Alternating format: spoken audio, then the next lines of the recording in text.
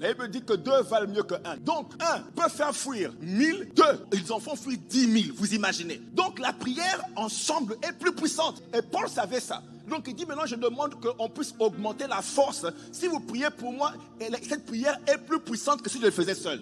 Je dirais surtout la prière de garder la foi, garder sa foi. Ou le point où on prie pour que tu maintiennes ta foi. Satan, il a une capacité de créativité, de problème. Il n'y a que lui qui a ça. Il peut s'asseoir et puis créer un problème. Et les gens, le problème que tu ne peux pas imaginer, c'est que Satan peut te faire. C'est pour ça que quand Pierre disait à Jésus, moi, je ne vais jamais te tromper. Jésus lui dit, Satan t'a déjà réclamé. Il dit, mais moi, je sais que la manière dont je t'aime et la foi que j'ai, je te suivrai partout, je mourrai pour toi. Jésus dit, bon, allons à Gethsemane parce que tu n'as rien compris. Satan peut secouer ta foi.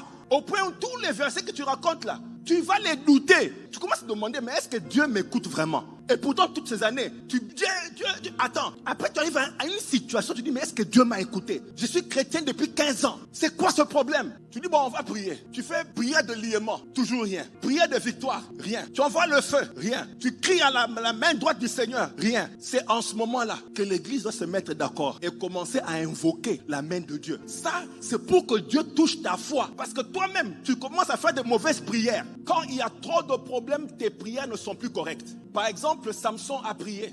On l'a crevé les yeux. Il dit à Dieu que je meurs avec l'ennemi. Une mauvaise prière. Dieu n'avait jamais dit ça. Dieu voulait qu'il soit le champion qui délivre Israël. Mais les problèmes l'ont dépassé. Qu'il a fait une prière suicidaire.